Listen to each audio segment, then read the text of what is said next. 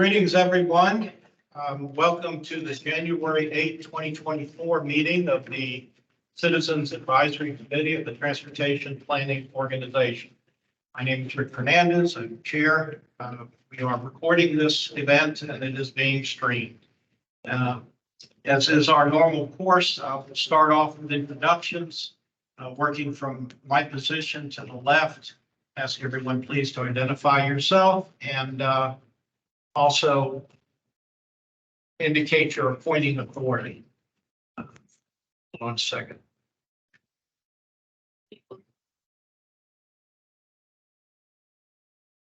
Not sure if we have public commentators out there or no. Okay, so now we close the door. All right, so I'll start off again. I'm Rick Fernandez. I'm the Hispanic at-large representative. Hi guys, I'm Stephen Hollenkamp, appointed by the city of Atlantic City.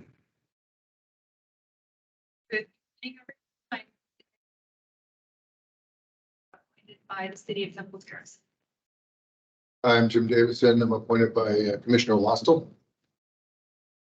Happy, healthy, and prosperous new year to you all. My name is Joseph Citro, and I am the appointee for Commissioner Harrington. Hello, Dana Lazarus, and I am the appointee of Tampa City Councilwoman Lynn Hurtak. Matt Sink, I am the appointee of Councilman Alan Clendenin. Good evening, everyone. I'm Chris Gonzalez, member at large, Hispanic representative. Good evening, everyone, and Happy New Year's. I am Carolyn Brown, and I've been appointed by Commissioner Myers. Good evening, Greg J. at large, representing the West Chaser. Good evening, everyone. I'm Todd Wade. I'm planning commission appointee. Ed Majewski, appointed by the Expressway Authority. Hoyt Prindle, appointed by Commissioner Pat Kemp. Gina Torres, your TPO liaison. All right, thank you all. And also, happy New Year. Gail, if I could trouble you, I know this may seem a bit redundant, but if you would be kind enough, please, to call the roll and declare a quorum, please. Sure. Rick Fernandez, Here. Jim Davison, Here. Carolyn Brown, Present. Hoyt Prindle, Here. Michael Decker. He had indicated he was going to be virtually, but I don't see him. Joseph Citro, Here. Aya Yassine, Present.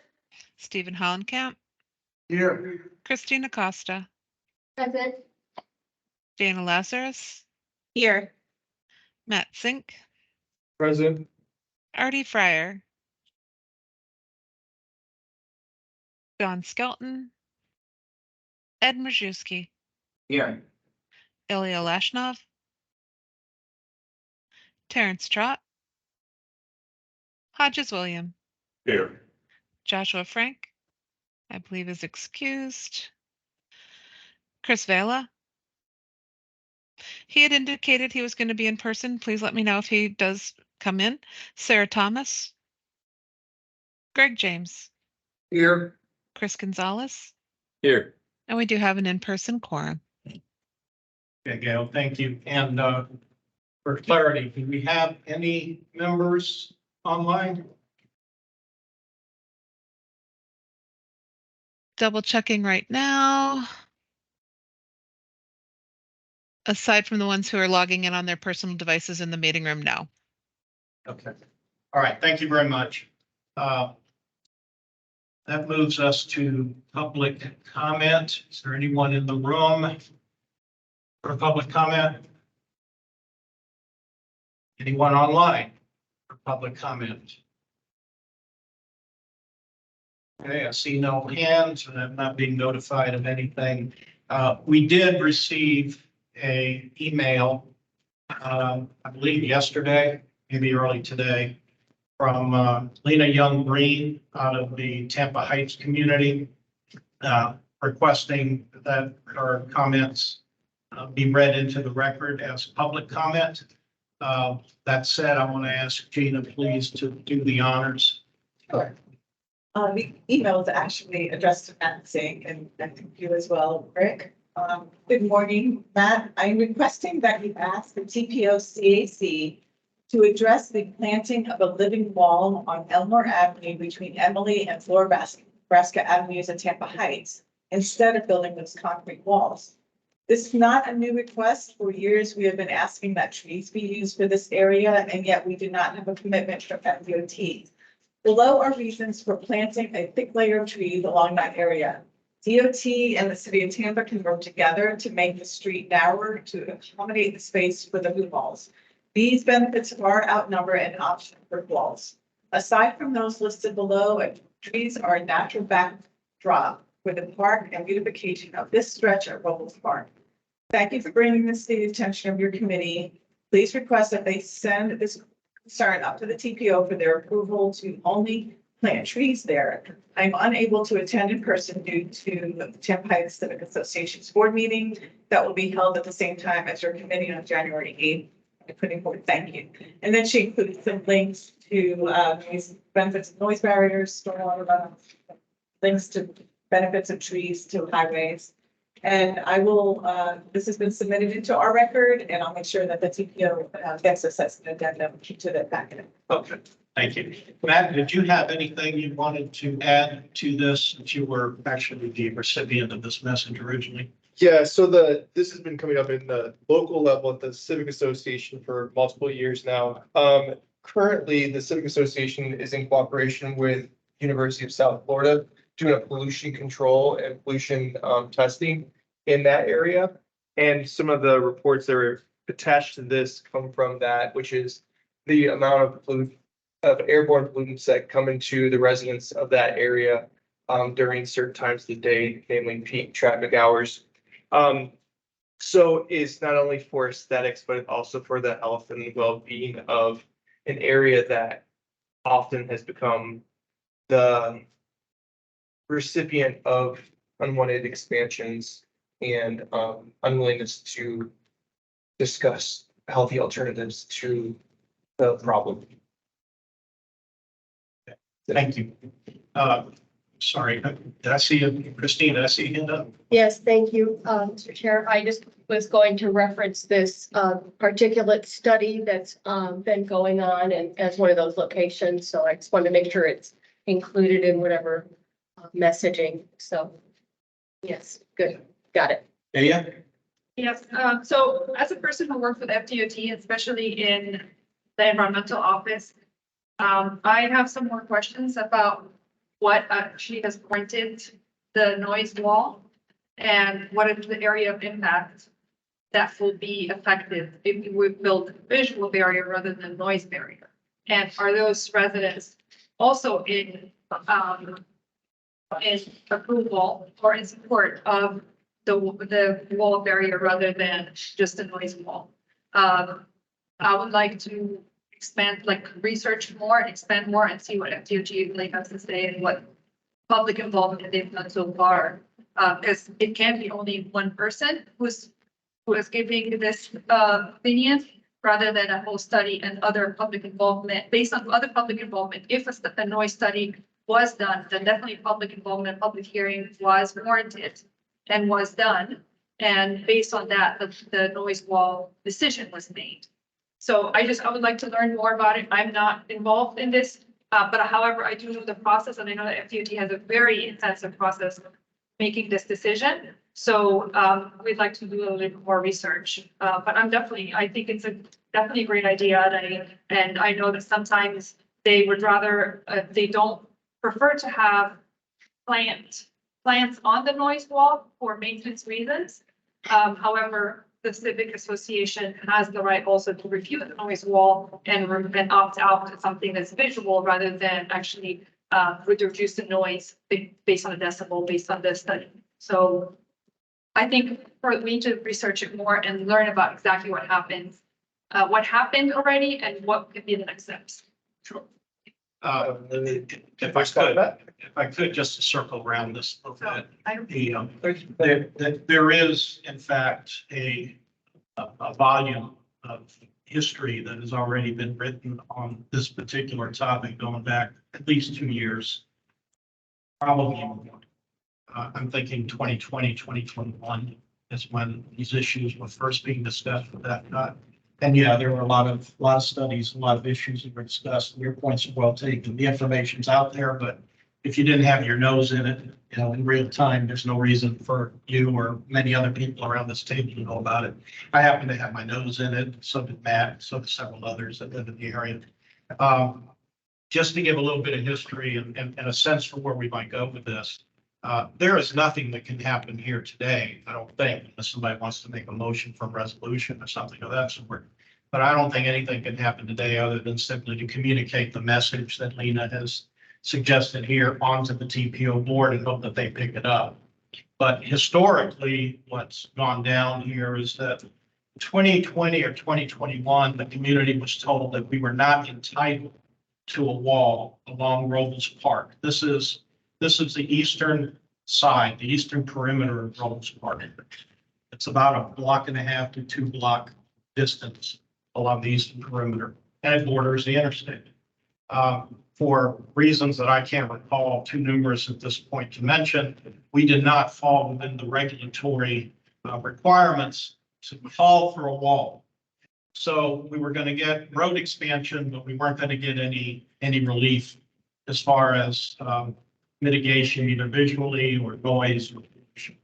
Well, there was a fight back and forth between DOT and the locals about that. Finally, DOT found an exception and they said, all right, you can have a wall. But now we're talking about what kind of wall. There's never been a commitment as to what kind of wall. There are 2 or 3 different variations of solid wall, including a 12-foot concrete thing of the sort you're used to seeing all along the interstate. And then the greenery issue came up, planting the vegetation, trees and the like, possibly the 2 of them in combination, the wall to the interior and then to the exterior, the vegetation to block that visual.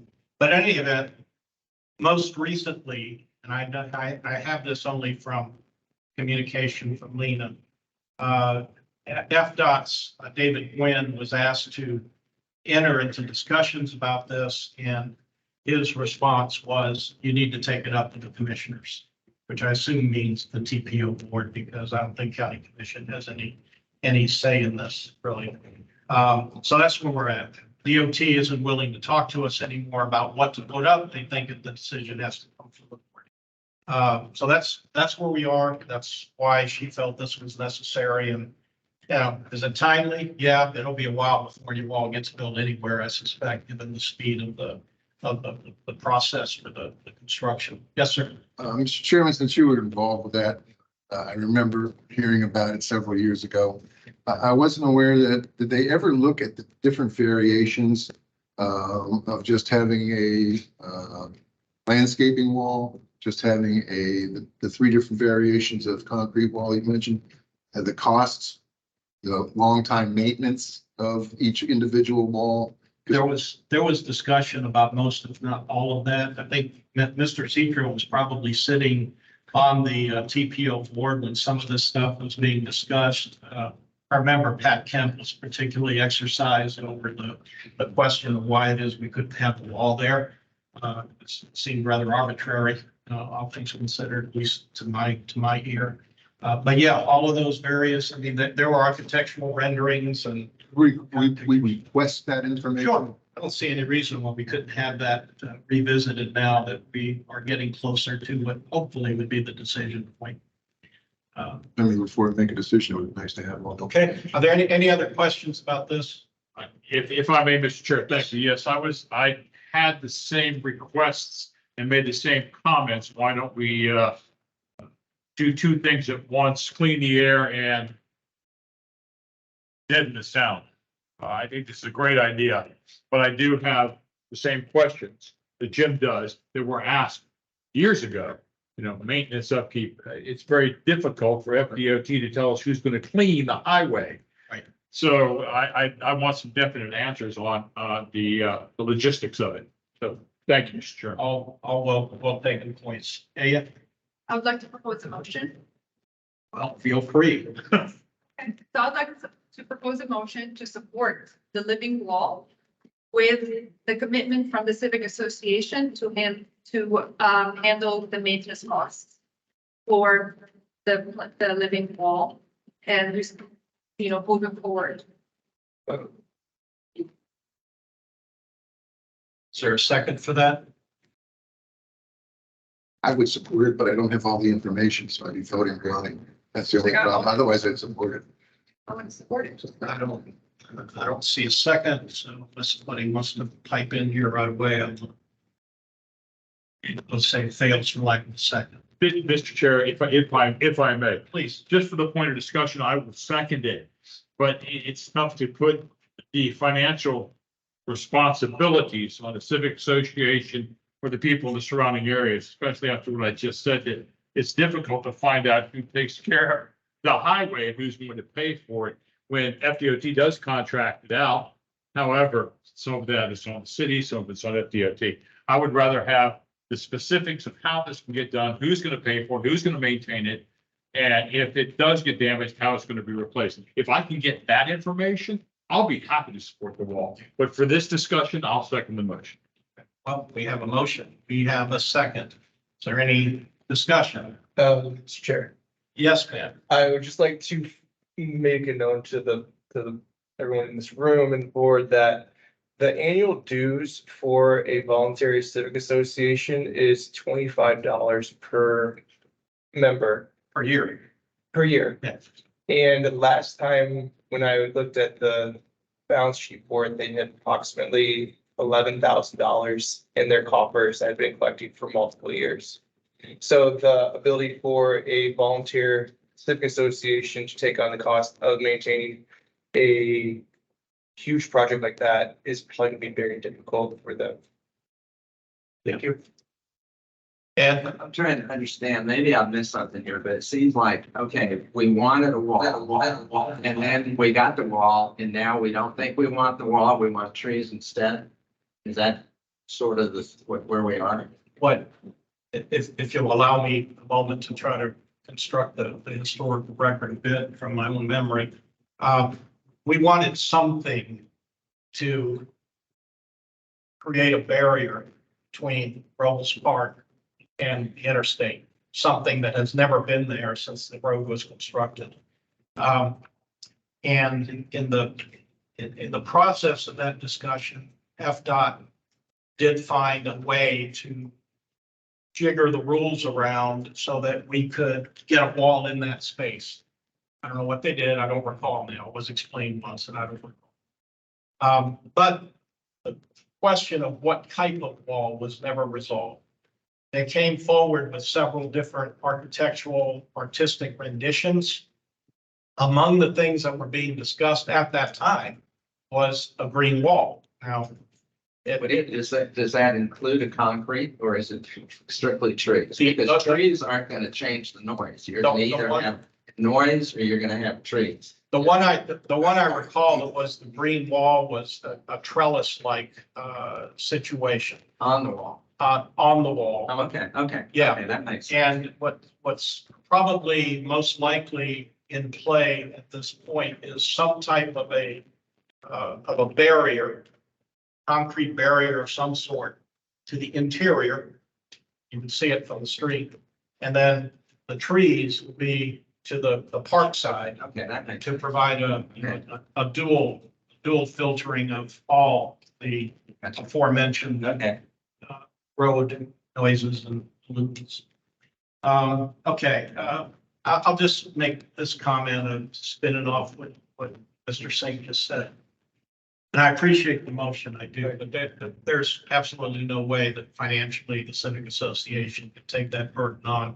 This discussion would ultimately lead to a contractual obligation and understanding between the contractor and the city of Tampa as to who's to have maintenance responsibilities. And that particular stretch would probably fall to the city of Tampa, I would expect. Yes, Dr. Davis. I'm fully aware of the expenses. I belong to the homeowners association myself, and they have a lot more money than $11,000, and they couldn't afford to do the wall. But that being said, you have the wall, and you're talking about putting a natural barrier on the park side of the wall. There may be multiple grants that are applicable that the citizens could apply for, the city could apply for, because I think that's within the city limits. right? Oh, yeah. So there's multiple ways to do it. That's what I was talking about, the data, is to just go and figure this thing out now. I would like to see a presentation by the FDOT. I'd like to see a presentation by the Tampa Heights Association people, and then maybe by the city of Tampa, so that we could find out all of what the areas are concerned, what's planned, what's wanted, what it costs, what's the benefit analysis, and the benefit improvements. And then maybe we could come up with some recommendation that nobody's even thought of before. That's very possible. Okay, again, we have a motion from AFC, a second by Mr. Citro. Is there any more discussion? Any, Matt? Can I say one point that the interstate is getting expanded upon the citizens of that area, that the citizens are not expanding onto the interstate. So the issue of the noise and the pollution is getting pushed on them without their consent. Like they do not want the expansion of roads and they continue to get it in this area. Also, historically, this has been a location that is very diverse racially income and has been at risk and tends to get the brunt of highway expansions. So there's a very long sordid history of highway expansion and the impact to the residents of Tampa Heights. So we're not voting on the expansion right now. We're voting on whether they want a living wall or not. The living wall is a result of the over expansion. So that this is a result to mitigate the damage done to their community But it from seems that. that they're okay with the expansion as long as we give them a living wall. So we're okay with the wall. They don't have choice either. Yeah, no, we're definitely not okay with the expansion, but, you know, 3 years into the argument that's resolved now. This is really a question of mitigation of damages. Their foundations are literally getting rocked to pieces every day. They're doing drilling there. It's a big problem in that neighborhood. Dana Lazarus. So I'm concerned about this motion because if we vote no, it might seem like we don't support Lena's request. If we vote yes, then part of the motion is that the Civic Association pays for it, which we've established is not feasible. So I'm curious what can be done about this motion, because personally, I support doing the research. I'm doing like fast research on my phone right now. I'm not seeing green walls used as highway noise barriers, but I am seeing them used as noise barriers. So maybe that is a great creative solution. I don't know. I want to support the community and what the community is asking for. I feel like that is our job as the CAC, is to hear this stuff out and discuss it and then take some kind of action, I guess, but yeah, I mean, I think at a minimum, we should modify the motion. If I might make the suggestion, if you want a modification of the motion, you can offer an amendment to the motion, and we can litigate the amendment to the motion. I would want to modify it and to say that the CAC supports what the Tampa Heights Junior Civic Association would prefer as its noise barrier wall, and request that FDOT do the research on what that actually is.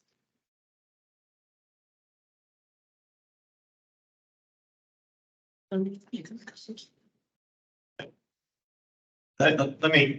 offer this. I'm sure Lena didn't anticipate all of this, but I appreciate the interest. The motion as stated originally by Aya includes what, in my humble opinion, and I don't mean any disrespect, from the perspective of the Civic Association, it's a poison pill. We cannot take on financial responsibility. I appreciate why that is in the motion. That's a non-starter for a civic association. What I might suggest is an amendment to the motion, taking that language out of it and seeing if we can get a second of that. clean it up without that particular language of financial burden on the community. And then let it ride from there. But I'm not in a position to make that amendment. If you want the amendment as you just stated it, I'm listening for a second. I can't think of any better solution than to amend the motion and Okay, remove the part about the civic association paying for the green wall. all right. So that's your amendment. It's I second that amendment. And there's a second by Ms. Acosta. Okay, now we have an amendment and a second. Is there discussion on the amendment? Sir, I think this is all premature. Can you make a substitute to table the first motion and bring it back after the presentations and all the data has been spread to everybody in the committee? Otherwise, we're voting blind. Doesn't seem to make any sense. I may wind up supporting her exact motion and then wind up supporting her motion. Without the information, kind of like open and open. So my motion is to table the motions until the FDOT, the city of Tampa and Tampa Heights make presentations to this board as to the viability and the benefits and costs and data on the wall. okay, so you're now beginning to stretch my Robert's rules. I am inclined to entertain, Dr. Davison, what you just said as another amendment. In this case, the amendment being to table not only the original amendment, but the original motion. So is there a second to the amended amendment? I'll second. To table this entire discussion. All right, there's a second to Dr. Davison's motion to table. Is there any discussion? I just want to say that that's what the point I was trying to get at is that we don't have enough information. I can't see a solution because I don't think FDOT is going to bring us another study about this noise wall unless I guess we specifically requested. FDOT Right. doesn't need to bring us another study. The studies have already been done. Everything's been done. Then who would bring it to us? I will get that information. And we can either share it under business, old business, or we can have a whole discussion on their status, however you guys want to do that. But I will gather those documents so that you can have an informed. Okay. We would also have DOT come and present on the study and what the cost of the maintenance would be and what the recommendations were. They have a study, they can come and present, like they have a noise specialist who can come and present for us. So we have a motion to table. We have a second. One solution to all this, might be if you simply withdrew your original motion, if you're inclined to do that. Okay, I withdraw more information, but I definitely support the living wall. I just wanted to move it forward. Yeah. By Kind of abandon them. yeah, just like I wanted to move it forward, so. Okay, no, I appreciate that. Yeah. We can, I think, communicate that through the chair's report to the board. Yes. I'm sure Mina will appreciate that. And meanwhile, you guys are just messing with me with all this Robert Kraft stuff. Thank you so much for that. Christine? I just want to make sure that we are not, we're tabling for now, and we've had commitment from the TPO, Gina, to bring it back to us. So I just want to make sure that that's really clean in the record and that we'll have it as follow-up. You offered us 2 different channels for that, but that we're nailing down that we are not leaving this, Ms. Green without comment or advancement on her issue. We're just gonna get more information and it will be coming to us. Okay, Understood. thank you. Yeah.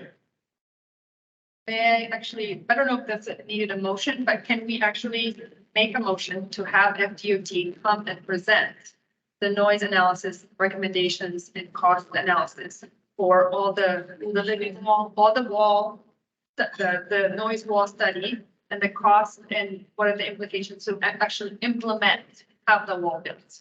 can just do. we can take that as a motion to be litigated as a motion under Robert's rules, or we could simply make it a request as member interest for future meeting, and the future meeting being like sometime pretty soon. Next month or March. Yes, we have a meeting, I might even be this week, where we create ideas, so we come up with brainstorm ideas for all the committees to hear presentations on. And I'll add this to the spreadsheet, and that means that I will be talking to DOT to see, let them know that we are interested. I do want to mention that Rick, when he gives his report this Wednesday, I'm going to summarize what you guys are talking about. So he will be saying to the TPO board that due to public comment, there was some great discussion and interest and information about the wall. So like the TPO board will know that you guys talked about this today. Yeah, and don't be shy to come to the meeting yourself or attend it virtually and offer your own thoughts on this as well. But believe me, I will get the idea across to them that it took a fair amount of our time and our interest today. This never came before the CAC before. If it has, Not it in would this bring standalone discussion. The question of the sound wall per se, I don't recall having come yet. It did go to the TPO board. I don't remember it being an agenda item for us. I'd like to bring their discussion about what they discussed at the TPO board also. Sure. Part of that presentation, because Well, that'll generate a lot of. I think part of this member interest idea would include some historical review of what we've done, because there are a lot of new faces around the table and, varying degrees of interest, obvious, but say 10 or 15 minutes of historical, just retrospective would be helpful. Okay, well, that was fun. I'll make sure Lena knows that she got a lot of respect out of this. Okay, so that's it for public comment, I think, unless somebody has walked into the room or is online that wishes to offer public comment. No? Cheryl, Gina, anybody? Yes, not? Okay. Chair's report. Really don't have anything to report at this juncture other than to remind you that because of the change in our date, having the meeting today instead of last Wednesday, we are on an abbreviated schedule between this meeting and the board. The board will meet on Wednesday this week, the 10th. I believe it's a 10 o'clock start time, although the sign-up sheet says 9 o'clock. But it's the meeting's at 10. You can attend personally, or you can attend virtually if you have any comments you want to offer. Also, for those of you who follow the politics of the TPO board, they held elections in December, and Gwen Myers was reelected as chair, and Rick Lott of Temple Terrace was reelected as vice chair. So the organization structure has not changed from last year. Andy Ross, I'm sorry. I said Rick Lott. Yeah. Andy Ross, I apologize. Sorry, Mayor. Is there a new terrorist?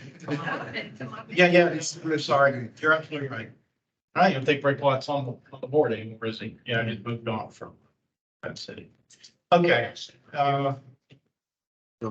minutes. Do I have a motion to approve minutes of our last meeting, December 6th? Motion to approve. There's a motion. There's a motion from A.I. Yassine and a second from Jim Davidson. Is there any discussion on the motion to approve the minutes? No. See no discussion in the room. I ask please for a vote by acclamation to approve. Anybody, all aye? Aye. Any opposed? Minutes approved. Action items. Or election of officers. I thought I'd put this first so that we could make sure the gavel is being held by your chairperson for the remainder of this year. So when we do our election of officers, there's no need for a second. You can nominate yourself. I haven't heard that our current slate of officers who are sitting here, chair, vice chair, and that like another. I haven't heard that they didn't want to serve. Kind of a hint if someone were to nominate them or themselves, so whatever. So right now, I'll open the floor for nominations for chair. And I don't need a second. Chairs for any of these positions can serve forever. as long as there is no term limits for the executive board. So can I hear a nomination for chair? I nominate Rick Fernandez for chair. Have Lily. any other nominations for chair? I nominate Steve Hollenbeck. Just make a switch. Right. I nominate Steve again. Or chair. He's already nominated. Again, a couple, Okay, I second. Nominations for any other? So well, how, if there are no other nominations for chair, how I'd like to do this is a show of hands. So for Rick Fernandez, those who would like Rick to remain as chair, please raise your hand.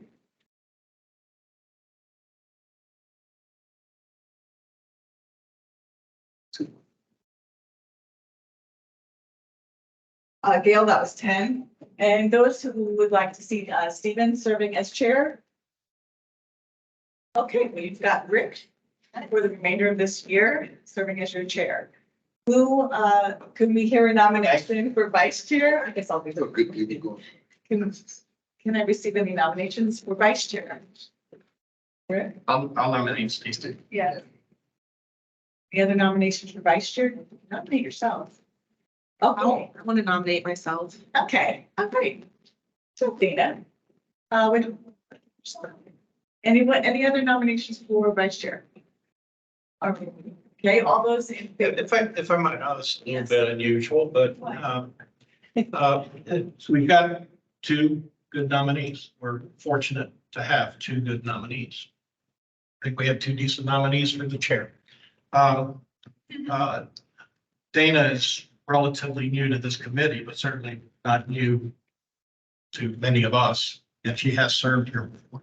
So I was wondering if we might just take a moment and let two candidates say something about why they want to serve. You know, take a couple of minutes. Yeah. What's your stump speech? So, thank you, Rick. I've been on the CAC since 2017, on and off. When I was off, it was because I was a staff member of the TPO. And I was really ambitious when I first started in 2017. I remember when our first chair, his term was up, I was like, I'm gonna be the chair. And but then I don't know, I wasn't there that meeting or something, or I had already become a staff member. So anyways, today I'm thinking I'd like to try to be vice chair and just kind of get my feet wet in that. And I feel like I have a lot of experience with transportation, housing. You know, I have a background in urban and regional planning, I have a master's in urban planning, and I just really care about this stuff. And want to see if I can help more. Also, I come to almost all of the meetings. So I think that's important. Not that Steve doesn't, Steve also does. But Okay, yeah. Stephen? Oh, hey, guys. You know, I joined the CAC in 2017, and it was when our mayor, Rick Lott, mayor at the time, used to go to city commission meetings.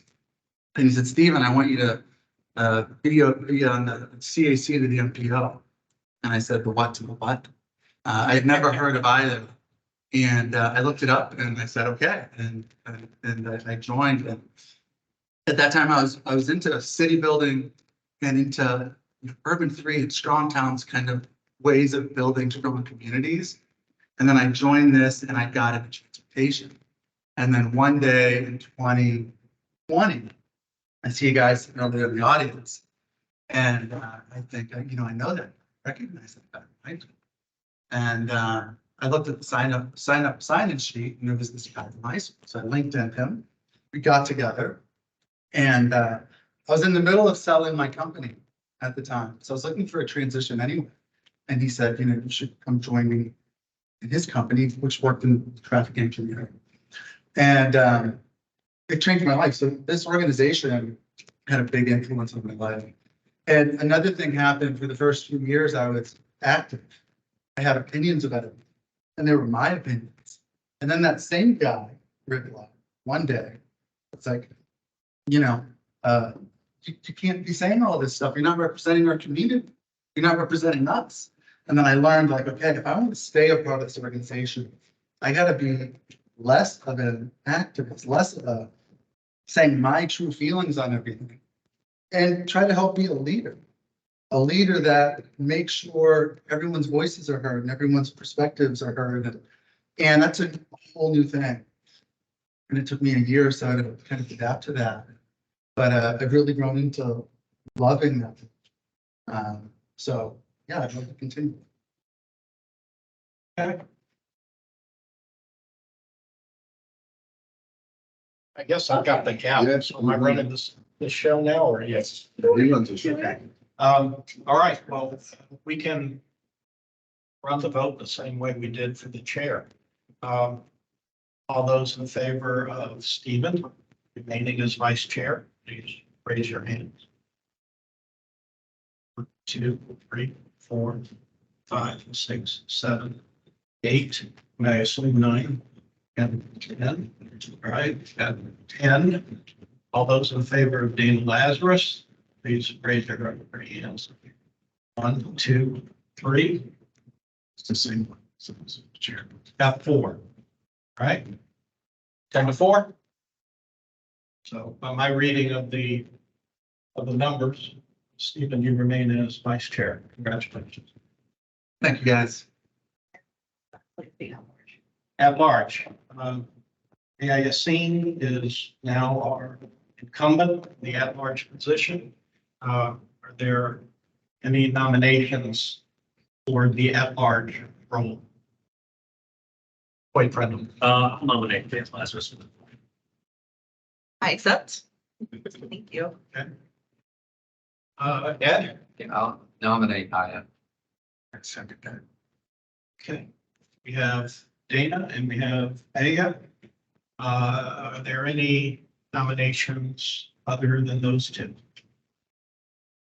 All right, fine. Nominations closed. Dana, is there anything else you would like to say on top of your original speech?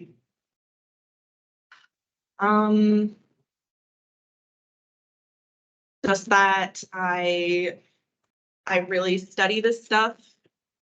I study transportation planning. I work in housing policy. I also worked for FDOT at one point.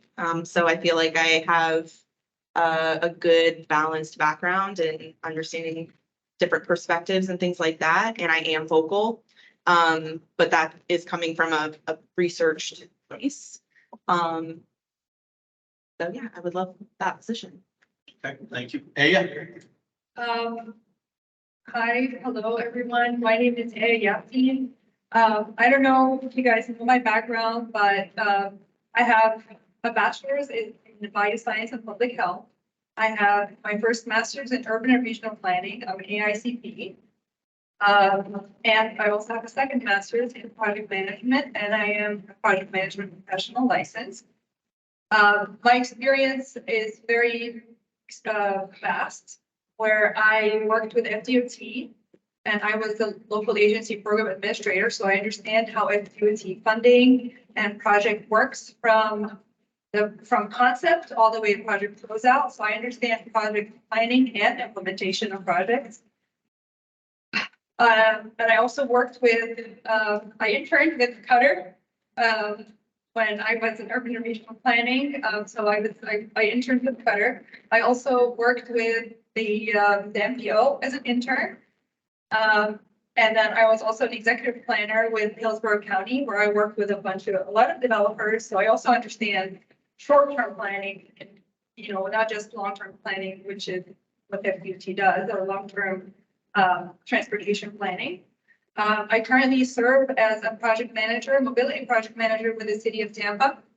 And I'm nominated and I live in the city of Temple Terrace. So this is what I represent. So I've actually worked in almost all the agencies, jurisdictions, transportation agencies locally. And I also have experience in South Florida where I've seen how projects are being implemented with 35 local agencies in South Florida and the Keys. So my experience, I think, you know, sometimes I bring unpopular comments, but I also, because I've worked in the field with FDOT and and I know how they think from the inside. So I just wanted to bring the reality to the situation when I make unpopular comments, because I know how they think. And, you know, I think this serving on this committee is an honor in itself, and being here and being able to vocalize what I really know and how it actually implements the student advisory committee. So if you guys would like to nominate me, that would be great. You know, and if you guys have any questions, otherwise, I'm still gonna make the same comments regardless. You know, I'll be happy if I am nominated, and if I serve on this committee, regardless whether I'm here or not. So, thank you. Yeah, thank you. Thank you for nominating me. It's really great. I like being on this committee, and I was just recently appointed for another 3 years for the city of Temple Terrace, and I'm really happy. Okay. I guess nominations are closed, stump speeches are closed. Ready to vote. All in favor of our incumbent, A.I. Yassine, or the position of at-large officer, please raise your hand. Work from right to left this time. 1, 2, 3, 4, 5, 6. Okay. Dana Lazarus. 1, 2, 3, 4, 5, 6, 7. In your own vote. Here. I haven't voted. I'm a tiebreaker, if anything, at this juncture, but I count 7. Dana? You are you at-large representative. Congratulations. Thank you. And Aya, thank you.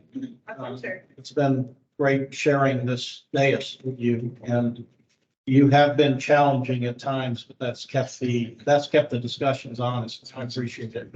Really do. There's a perspective there that I don't think you would have heard otherwise.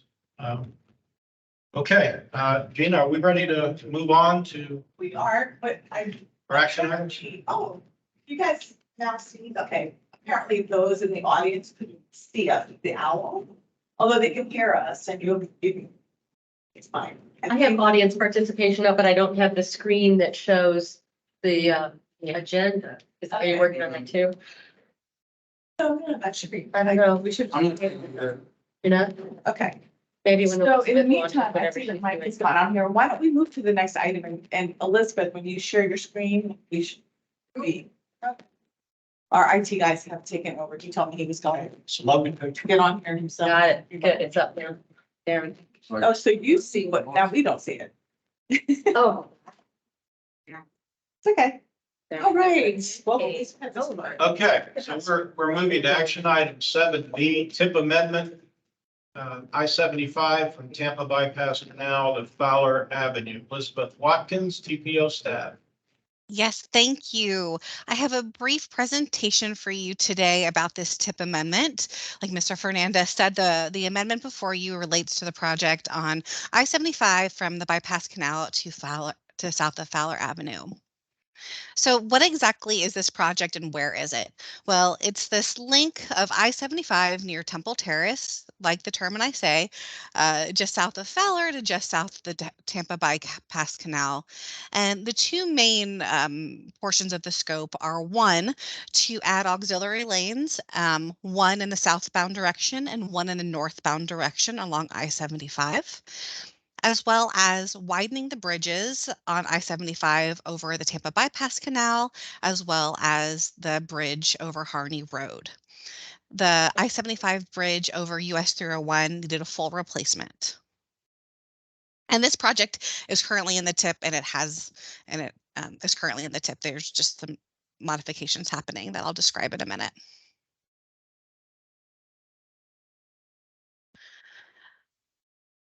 So this might be a little difficult to see on the screen, but DOT provided a nice schematic that really shows at at scale where the improvements are happening. So you can see this additional lane and auxiliary lane, again, south of Fowler all the way across to Bypass Canal in both directions, and then kind of see the scope of the bridges of the two widenings that'll happen, and then the full replacement over US 301. So I thought this was just a nice graphic to kind of wrap our heads around what is actually being proposed.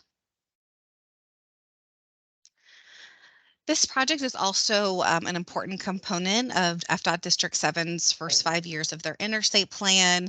That's an important segment of their strategic intermodal system, our SIS project planning. So wanted to show this as how this fits into the larger regional planning that's going on, in particular for the interstate system. So this little bit in orange is the project that you all are considering today. And a little bit about why this project, a little bit about the purpose and need around this project. So there's some capacity improvements needed due to congestion. It's an important freight corridor, so this will help facilitate more timely freight movement, as well as there were concerns with evacuations.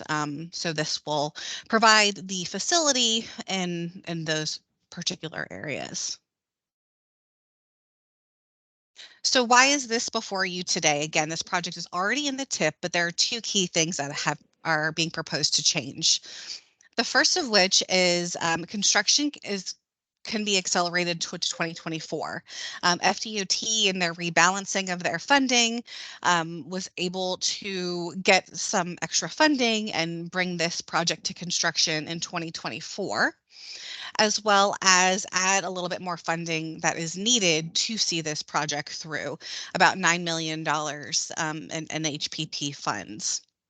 And the additional funding wasn't to fund any scope changes. It's largely because of just cost escalations, which are being seen industry-wide, and especially for a project of this scale on a limited access facility, things are just more expensive. So the two things that are changing are the timeline and then some more funding needed to get this project through to construction. So the last note on this, just wanted to give you a sense of the timeline. After this amendment goes through and DOT continues to work through the process, they hope to let the contract sometime this summer, start construction this fall, and then have construction be complete and it be open to traffic in 2028. And as always, your TPO staff is following our public participation plan and did a variety of outreach items at least 3 weeks in advance of the TPO board meeting.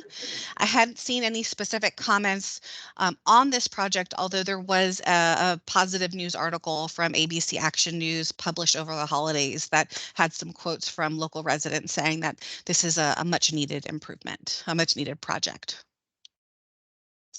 So the action for your consideration today is to approve the I-75 from the Bypass Canal and Fowler TIP amendment to the 24-28 TIP and recommend approval to the TPO board. But of course, I'd be happy to answer your questions and take your comments. Thank you, Elizabeth. Okay, we have a recommended action. A very nice presentation by Ms. Watkins. Are there any questions or comments from the committee? Christina Casa. Hey, Elizabeth, thank you. Great presentation. I wonder how, if at all, does this affect plans for the Bypass Canal Trail? If you could talk to that and maybe tell us that could be accelerated too. I wish I could speak with that authority.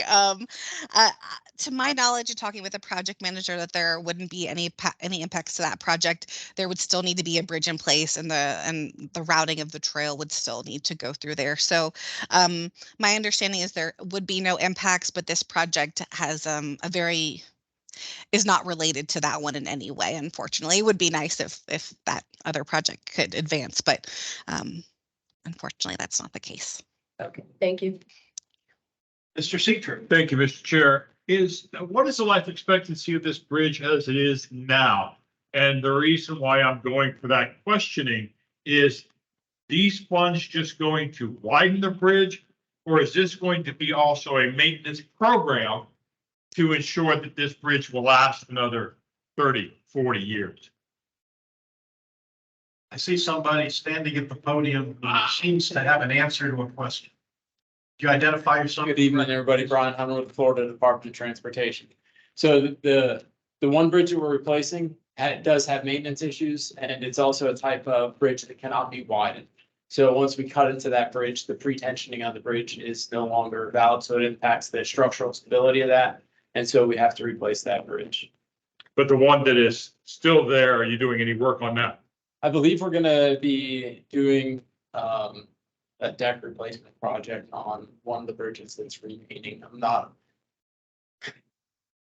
That one of the bridges that we're widening does have recurring maintenance issues on it. We have about 15 times a year that we have to go out there and do bridge deck maintenance on it. So we're gonna take this opportunity while we have the bridge closed to widen it and to do that long-term maintenance on the bridge deck so that we don't have to continue doing those, because we don't like to close an interstate lane down and create traffic. So we're hitting in maintenance and replacement all at the same time on this project. One more question, please, Mr. Chair. Yes, sir. Is this going to also involve any type of signage, i.e. the type of boards that say, slow traffic coming up, take an alternative route, I want to say ticker tape type of Yeah, signage? our variable message boards that Yes, are sir. out there. Yeah, so we utilize that for MOT all the time for maintenance of traffic. Maintenance of traffic all the time.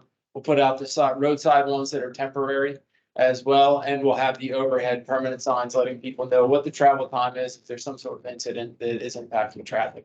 We continue to do that as part of our maintenance of traffic program. Thank you, Mr. Chair. Yes. Before you step away, there may be other questions. But could you state your full name again, please, and spell your Brian. last name? Brian Hunter, Hunter. Okay, thank you.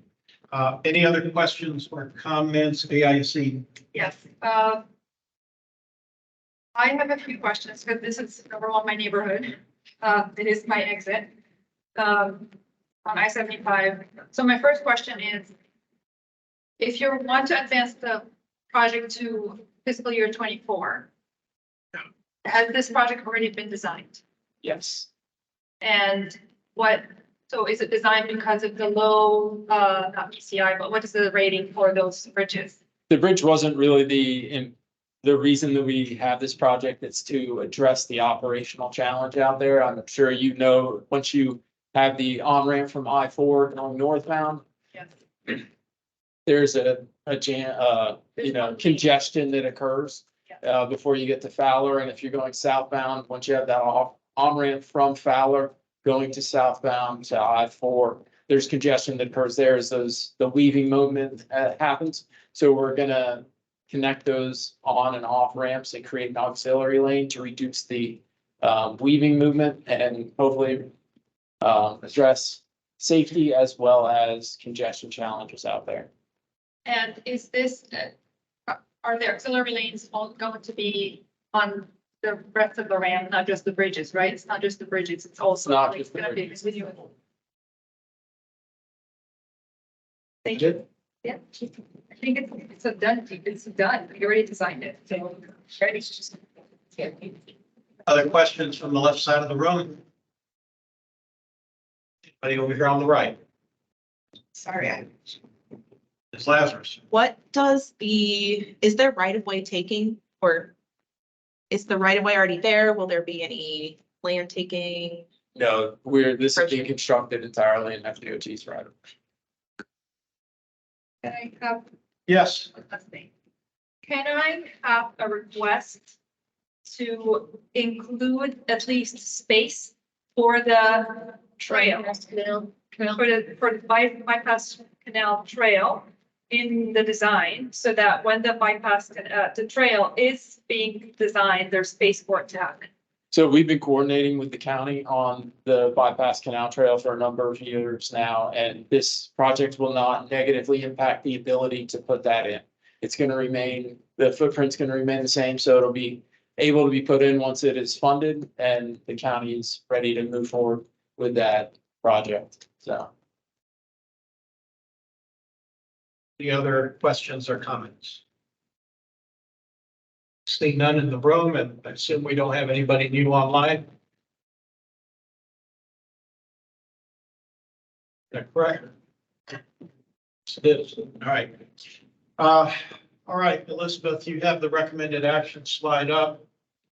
Approve the I-75 from Tampa bypass now and our tip amendment to the fiscal year 24-28 tip and recommend approval to the TPO board. That is the recommended action.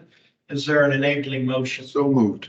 There is a motion to so recommend from Dr. Davison. Is there a second? Second.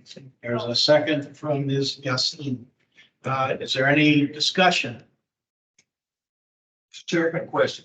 If Sir, this is a done deal, what are we voting on? I'm confused.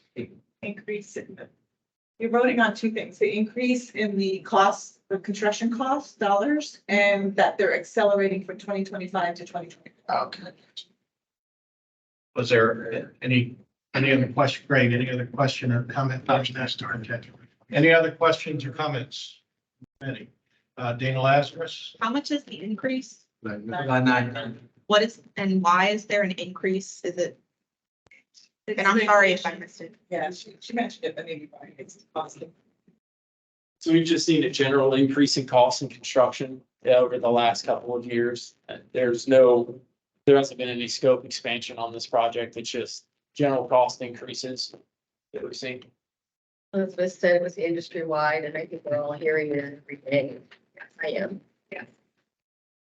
I mean, if we don't increase it now, sorry, Chair, if we don't increase it now, then after the bid happens, we're gonna have to increase it anyway, because the bids are coming out so high, so it makes sense. Any other questions or comments? We have a motion. We have a second. All right, close discussion. Roll call vote, please, Gail. Rick Fernandez, Yes. Jim Davison, Yes. Carolyn Brown, Yes. White Prindle, Yes. Joseph Citro, Yes. Aya Yassin. I'm sorry if you said something, I did not hear you. Yes. Thank you. Stephen Hollenkamp, Yes. Christina Costa, Yes. Dana Lazarus, Yes. Matt Sink, Yes. Ed Mrzewski, Yes. Hodges William, Yes. Greg James, Yes. Chris Gonzalez. Yes. The motion passes 14-0. Thank you very much. And Mr. Hunter, I want to thank you for being here on behalf of that, not having that communication with the agency. It's helpful. We haven't always had it. And I'm glad that that corner seems to have been turned. So thank you for being here. Okay, action item C under Roman numeral 7, the 2050 plan needs assessment for freight and goods movement and Hillsborough County truck route plan. It's a mouthful. Lauren Brooks is presenter. Hi, Lauren.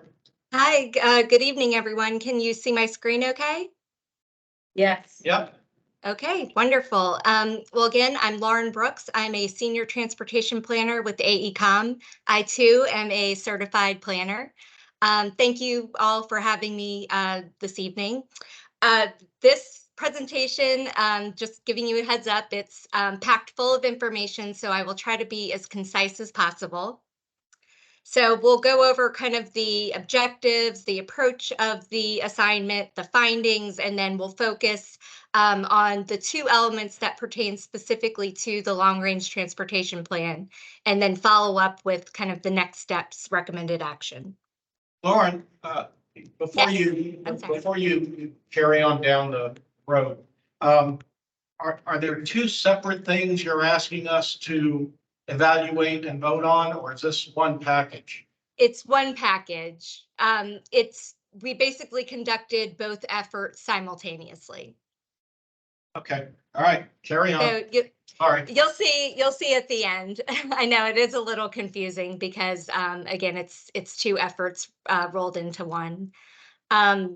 So, you know, why freight, why truck routes, why do we talk about them? I know they're not the sexiest of topics, but They are vital to sustaining quality of life and, of course, the economic vitality of both the local economy as well as the regional economy. The households and businesses of Hillsborough County depend on freight. Goods movement is really kind of considered the system, the shipping, circulation, and receiving of products, where truck routes are kind of those distribution arteries, if you will. They connect the freight activity and hubs to those businesses and households that depend on freight for their day-to-day operations and needs. I also wanted to mention that truck routes are also extremely important in that they preserve personal mobility in the sense that we are designating specific roads to accommodate truck traffic. So again, as I mentioned before, we kind of pursued two efforts under one assignment. We first looked at the Hillsborough County truck route plan and how that could be updated. Are the routes that are designated today, are they performing the way they were intended to perform? Are there deficiencies or hindrances within that particular network that are causing freight delays or efficiency in freight movement? And then we looked at the supporting network, if you will, the supporting roadway network. So how are roads, what are their role in supporting the truck routes, but then are they too accommodating trucks and freight activity? Could they potentially be added to the truck route network? And then, of course, looking at deficiencies of that system. And we did all this, of course, through the lens of preserving quality of life goals, safety, and neighborhood context.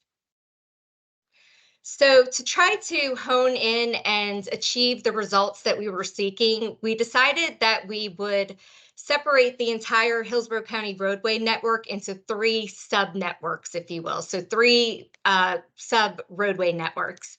So we first excluded out the Hillsborough County truck routes, and then we looked at everything else and divided those up. So those roads that were owned or maintained by Hillsborough County specifically that were not part of the designated truck route system, they became their own sub-network. And then everything else that was owned or maintained by the Florida Department of Transportation or the municipalities or Tampa Hillsborough Expressway Authority, they were a sub-network. We then decided that it would be wise to exclude all limited access facilities so our results wouldn't be skewed. So the three interstates, the Veterans Expressway, the I-4 connector, so facilities such as those were removed from these three sub-networks, if you will, so we could try to get better results of what was happening on the local system. We also thought it would be a good idea to establish a common definition for the word truck. Truck means different things to different folks. So we used Federal Highway Administration's 13 vehicle category classification, kind of a mouthful. But anyway, anything that was class 6 or above that had 2 or more axles were considered a truck for the purpose of this effort. So we'll jump into the analysis and findings. So really there were 4 major outputs that kind of established the framework for this whole assignment. We first interviewed freight stakeholders to try to get input and perspective from a freight operator standpoint. So we interviewed both public and private entities. We then wanted to get a resident's perspective. So we did two things in this case. We set up a MetroQuest survey where we asked folks, how do trucks impact your day-to-day life? What's the greatest impact? We asked them to identify locations of those issues, and then, of course, where they would like the TPO to maybe concentrate investments in terms of improving truck routing issues or even efficiencies to the truck route network. We also looked at the Hillsborough County complaints database. So Hillsborough County collects, through a report an issue, report a concern. They collect all those complaints online and then also through phone calls.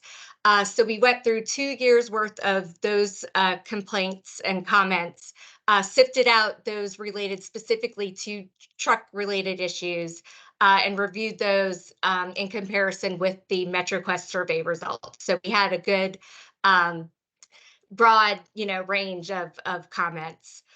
We then also went out to various neighborhood groups and then piggybacked on those meetings that the Planning Commission held as part of the Hillsborough County Comprehensive Plan Update. Again, trying to get a good cross section of perspectives and understand, input across the board. So the last major input for this assignment were data sets, essentially. We reviewed an extensive number of data sets, multiple data sets. These 3 are kind of like a representative cross-section, if you will, of some of the data that we reviewed. So really looking at origin destination information for truck traffic, freight activity, of course, and then neighborhood context.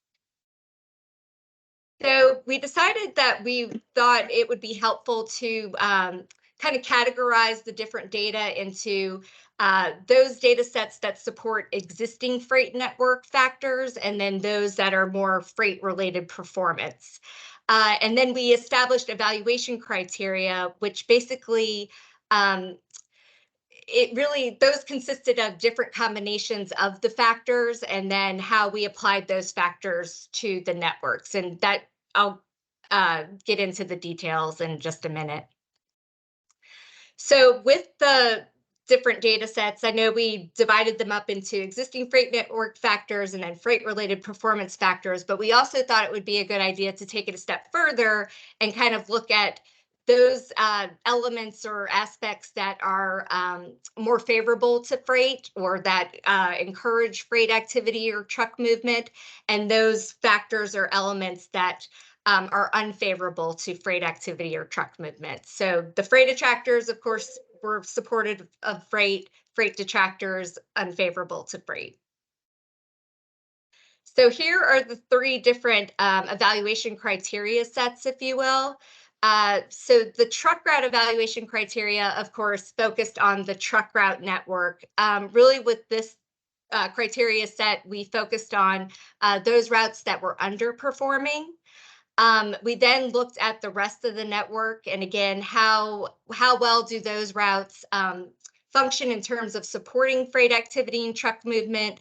How do they support the current truck route system?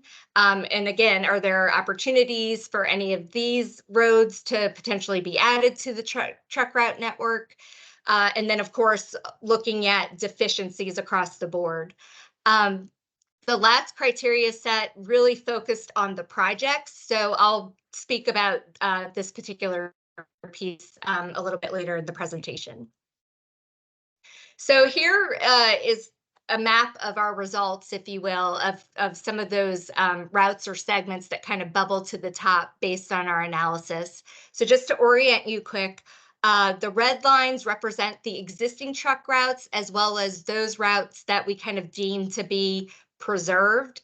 So, for example, the I-4 connector was not built when Hillsborough County first established their truck route plan, but that's a major facility, principal arterial in terms of freight movement. So that was considered kind of a preserved facility, if you will.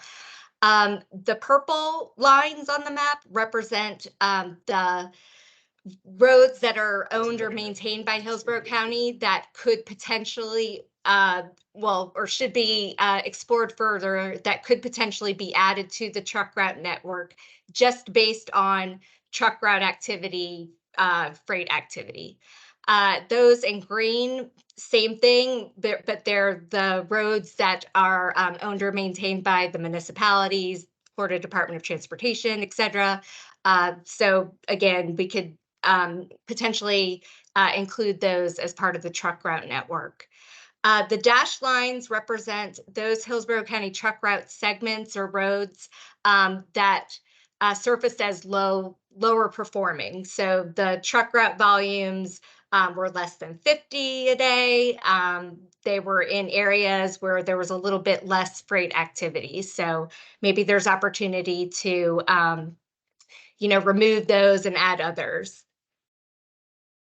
So with the different evaluation criteria and factors that I presented to you, we decided to review everything in an objective, consistent manner. So we applied a numerical score, unweighted, across the board to those various factors. And then we also came up with a cumulative score at the end for the freight attractors or freight attractor activity, and then the freight detractor activity. So each of those road segments that I just showed you on the map received one of these scores. So the higher, so in terms of the freight attractors, the higher the score, that meant the more conducive the elements were for freight activity or supporting truck movement.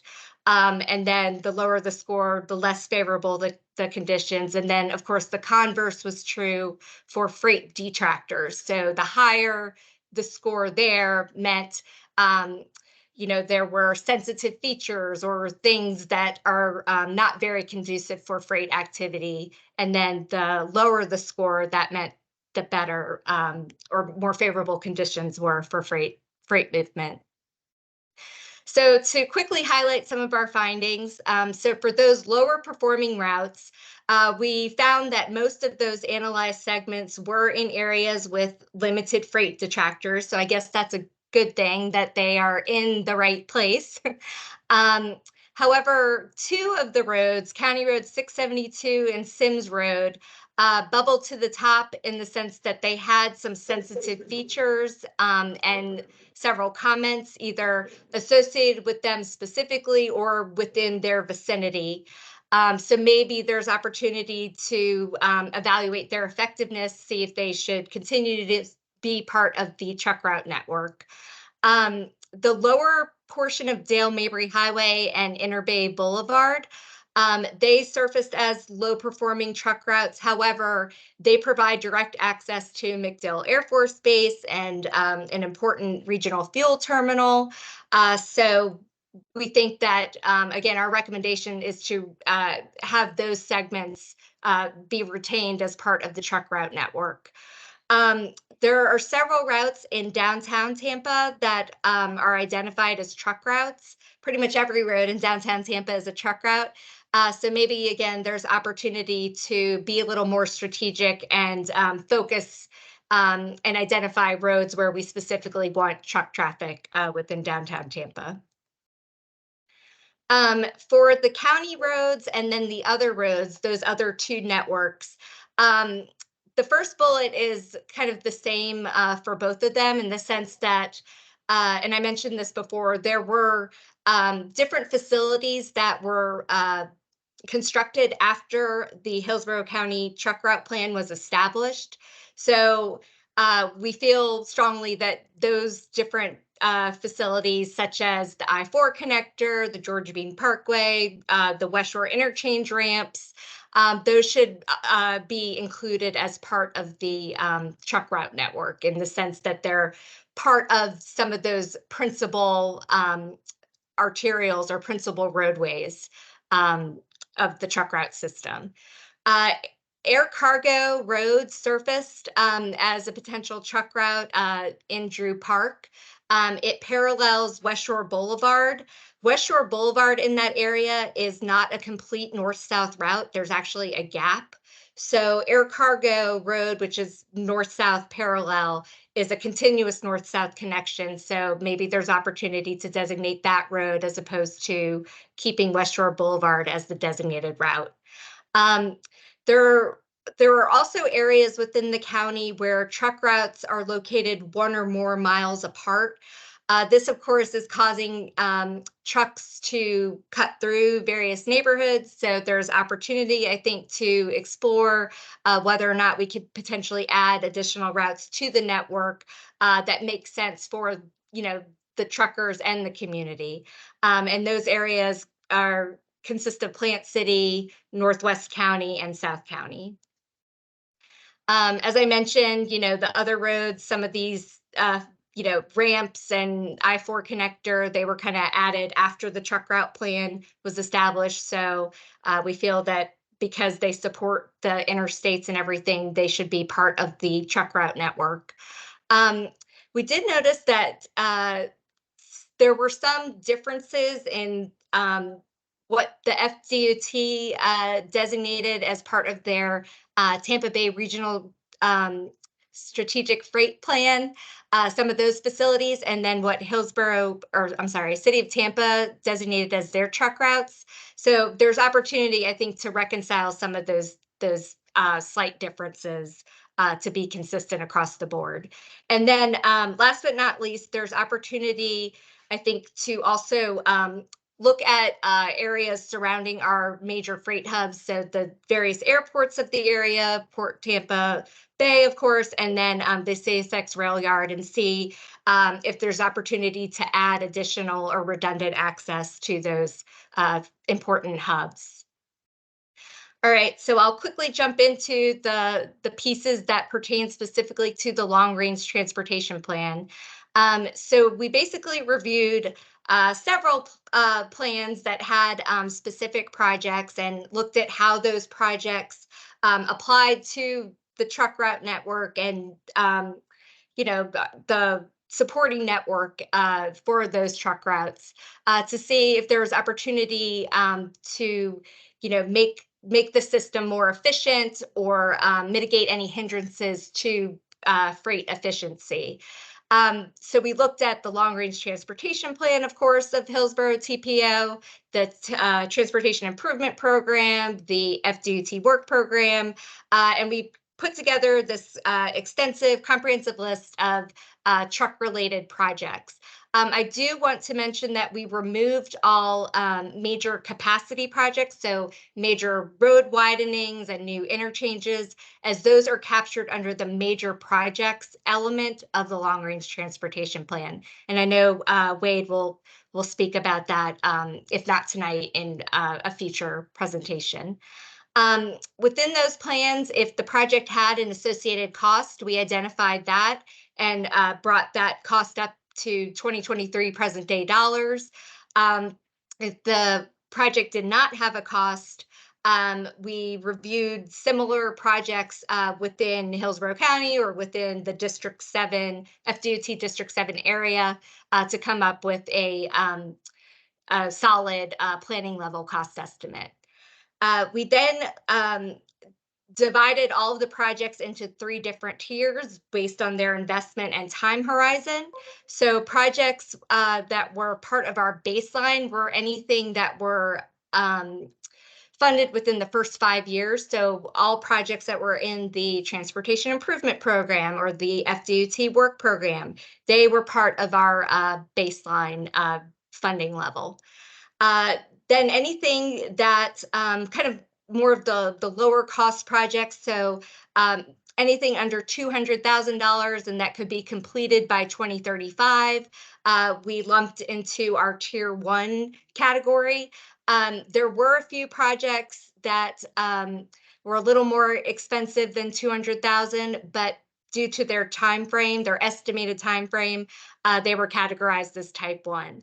So some of the Type 1 projects included signal timing, signage, the intersection reconfigurations, resurfacings, and then new traffic signals. The Tier 2 projects predominantly pertain to these 2 specific projects, I-275 widening and interchange improvements, and then the Gandy Bridge replacement project. And all of those exceeded $2 million and had a longer time horizon associated with them. So with all of the projects that we identified, we wanted to look at the effectiveness of the project. So, will the project achieve what it's intended to do in terms of, mitigating freight deficiencies and making the system more efficient in terms of truck movement, freight movement. So going back to that one of the beginning slides where I mentioned the project impact evaluation criteria. These are the different criteria that we looked at as part of that set. And then we asked ourselves to, can this project potentially improve safety or reduce truck-related crashes? And then can the project potentially reduce delay? So again, we applied a unweighted numerical score to each of those factors, and we came up with an overall score. And then to try to compare apples to apples, we really wanted to compare the project effectiveness to the cost. We then categorized the overall score into low, moderate, high, and then we did the same thing for project cost. We basically divided the cost into ranges, low, moderate, high. So this enabled us again to kind of assess the biggest bang for the buck, really hone in on the cost effectiveness of each project. So any investment that scored a 1.5 or higher was considered cost effective. Anything that scored a 1 was moderately cost effective. And then anything that scored below 1 was least cost effective. Okay. So we're here tonight to recommend that the TPO board receive the Freight and Goods Movement Needs Assessment Tech Memo and the Hillsborough County Truck Route Plan update for approval at their February meeting. We do want to note that because the Hillsborough County Truck Route Plan is actually a county plan, it will need to go in front of the Hillsborough County Board of County Commissioners, along with the associated ordinance that also needs to be updated. While we are initially recommending that, like I said, some of those facilities that were built after the original truck route plan was prepared, that they be added, the major ramp connections, the I-4 connector. We recognize that there's still a lot of effort that needs to be done to really focus on those other roads that kind of bubble to the top and really get into a more formal assessment of whether or not those particular roads should be either included or excluded from the network. So again, tonight we're recommending that the TPO board receive the Freight and Goods Movement Needs Assessment Tech Memo and the, initial start to the Hillsborough County Truck Route Plan update. And with that, I'll take questions. That was a lot. Well done, board. Thank you. I know, it's a lot. It's a lot. You deserve a standing ovation. Wow. Motion to approve. I have a question. Are there questions? Start right here with our vice chair, Stephen. Hi, Lauren. Thank you. Sure. That was great. I'm from Plant City, and you probably know that because I saw in your presentation, the blurb from Plant City was try to get truck routes not go through our downtown. And I saw on another slide, you said, that was a consideration. But then on the map, it doesn't look like that's on the 2050 plan. That the heart, this truck route that goes through the heart of our downtown, 30 to 40% of the businesses, the storefronts are vacant. And it's because these semis fly through downtown. Nobody wants to walk there. And anytime a business wants to come to downtown Plant City, they think, oh, let's go here with vacancies. And they fail because it's just hard to have a good business on a highway. Do you have any idea or any thoughts from your experience on potential ways that at some point in time we could get that truck route out of our downtown? Do you see the map that I pulled up? Yeah, so I don't know what I'm looking at though. Okay, no problem. So these roads, the reason they kind of bubbled to the top in our analysis, they are the purple were designated routes from the Florida Department of Transportation Regional Strategic Freight Plan. I know that's a mouthful. So they're considered freight activity center streets, if you will. And I believe the green was as well. So, and of course, they also have considerable truck traffic.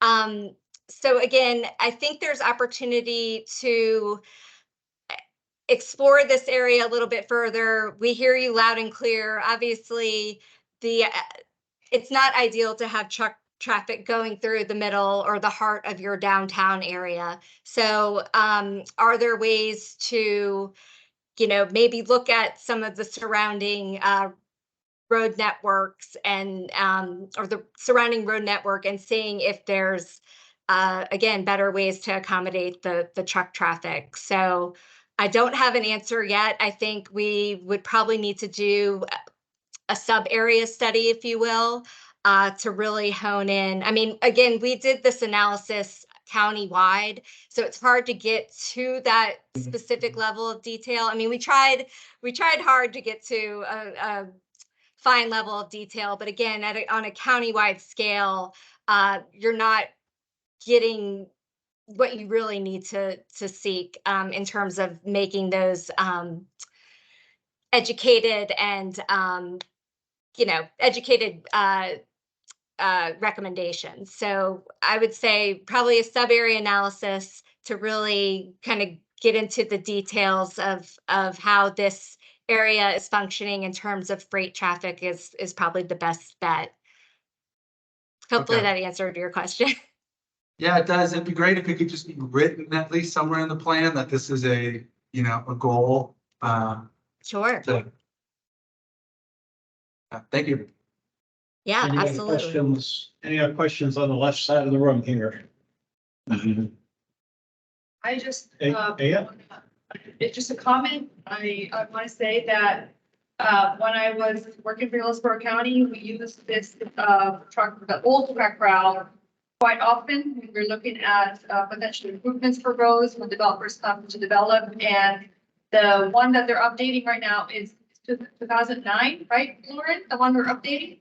Yes, it's 2000, it's from 2009. So we are in dire need of this new truck route. So I just want to say thank you for doing this study, and we definitely needed it. And I'm glad that the Park County is moving forward with an update. Thank you. Dr. Davison? That was a long presentation. Well, God bless you.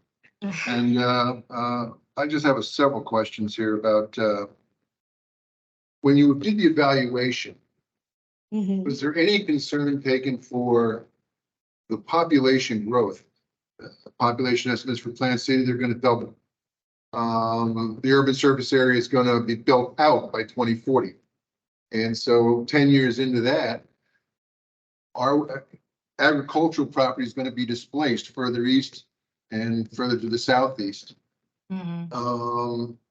The demands today may not be the demands of 2045, 2050. How did you adjust for that? So we, I have some hidden slides, so let me go there. See. Can you see this okay?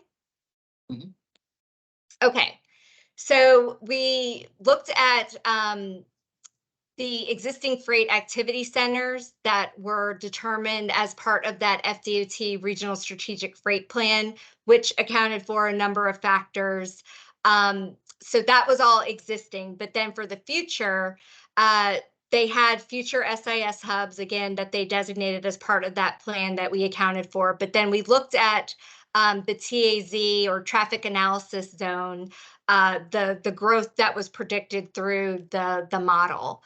So we focused on industrial and commercial jobs, looking at the highest number within the TAZ. We also looked at the highest percentage change within those job classifications, if you will. And then there were areas where, the number of jobs and the percentage kind of overlapped in terms of being the highest. So we also accommodated for that and gave that a higher score, if you will. So we did account for that future growth as part of our analysis. I'm sure this plan fits into the state freight plan because Mhm. that was one of the communities that has to, inter-county and inter-city is much more important than just the local. Did you accommodate for any of the autonomous technology? We did not.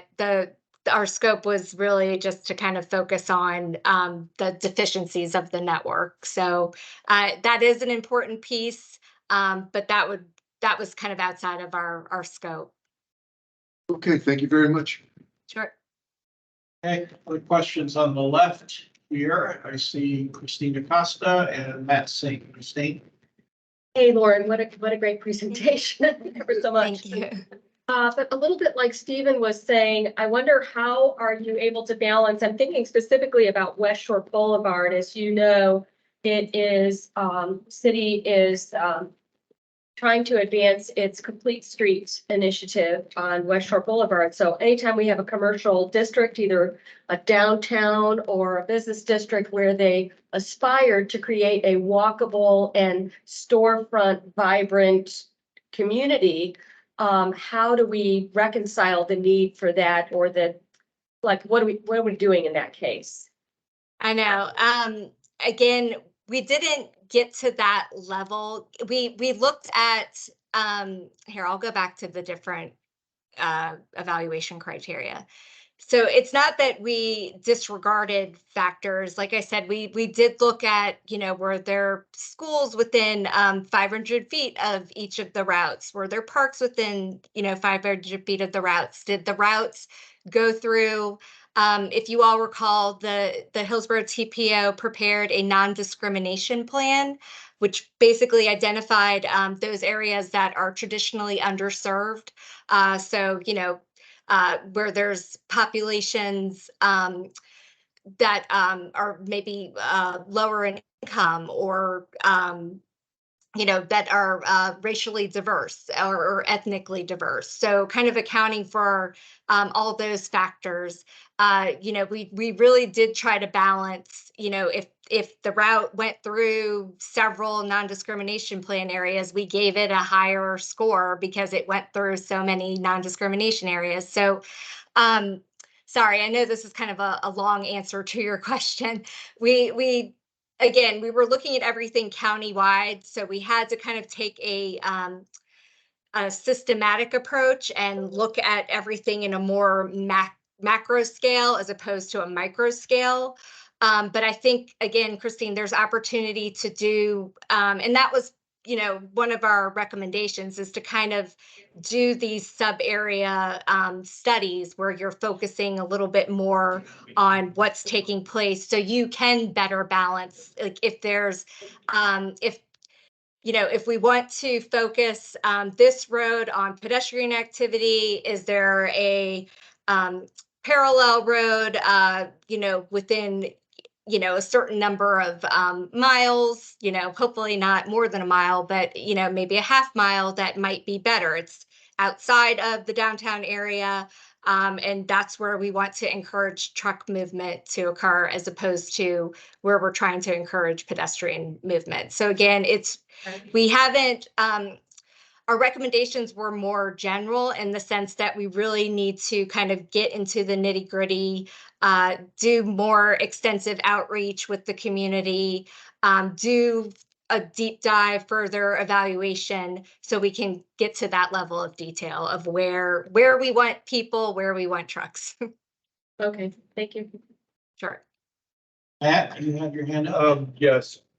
Thank you so much for your presentation. I really appreciate it. One of the things that kind of jumped on me is the acknowledgement of Dale Mabry as a truck route and it being a major hub. I think anybody in this room understands that when you get south of 275, how dangerous it is for left-hand turns, and that, and in addition to acknowledging that it's an issue, is there an outcome or like saying, okay, we understand that this is it, but there's limited expansion opportunity on a road like Dale Mabry for those things to get done. So is it the concept of redesignating a different road, or is just saying this is broken, it's gonna continue to be broken? Again, I think if we do a sub area analysis of, the South Tampa area, I mean, I was talking about this little piece of Dale Mabry. I know this is not the greatest map, but kind of like the hook of Dale Mabry into MacDill Air Force Base. And then, of course, its connection to Inner Bay, if you guys can see my screen. But again, yes, I think there's opportunity for different sub-area studies to be performed where we can get to that level of detail of, is there opportunity to maybe redesignate a road because we want to focus, pedestrian traffic on this particular facility and we want trucks on this particular facility. I mean, Dale Mabry's tricky in that it's a state designated road. So policy wise, it can accommodate trucks, but I think there's always opportunities for partnership and again for further evaluation to get to where we want to be. Thank you. My other question I have is in regards to like areas like Tampa Heights. Does the designation hinder or become a problem for expansion of something like light rail or the Charlie Car extension? Does that designation of being a truck route hurt a project like that moving forward? I don't think so. Again, it's really, it comes down to the character of the roadway. What did we want the roadway to perform as? So I think there's always opportunity for complete streets. That's the big buzzword right now. Complete streets means accommodating all modes. So I think there are opportunities again to see if we can marry trucks and buses and bicyclists. But it really comes down to design. And then again, just what makes sense. So what makes sense to the community, what makes sense to the area. And like I said, we're not going to get to that level of detail with this study. We really need to kind of do a more focused sub area study to get to those answers. Thank you. Sure. Chris Gonzalez. Hi, Lauren. Thank you for the presentation. I'd like to echo a lot of what Steven said. I too live in Plant City. And if I'm correct, I live off of Reynolds, which I believe is also one of the truck routes. And like Steven says, it's very bad for downtown. At least for myself, I don't walk on my street. I get on the side streets. It's very unsafe. It's dangerous. And I know FDOT had a public meeting or November of last year involving this road and some of the other roads in Plant City. So I would like to see if those public comments could be included before we consider keeping specifically Reynolds Street and Baker Street in Plant City as part of the truck route. Okay. And I think it would be a good consideration, especially if we're looking to increase the number of truck routes in Plant City. That maybe we could preserve these residential areas. We're still offering other routes in the area for the trucks to use. No, I think that's a great recommendation. That it? Yes, that's all. Okay. Carolyn, you have anything? Right side of the room. Any questions or comments over here? No. And again, we don't have anybody online. Is that correct? Okay. So I'll assume no. Dana? No, well, I have I think a quick question. What is a better truck route in terms of safety and efficiency and functionality? Would it be a road that is in a residential neighborhood where maybe not a lot of people are walking, or would it be in a commercial district where people are walking to get to businesses from, you know what I mean? So like, which is better, safer, like what is thought of as the best truck route locally? And what makes a good truck route locally? So I wouldn't say better, but again, more conducive for freight activity or truck route activity. Obviously, are rural roads where you don't have a lot of activity. Trucks can move efficiently. There aren't a lot of hindrances. And, there aren't any safety issues. So, that's why we looked at the context classification of the roads in the county.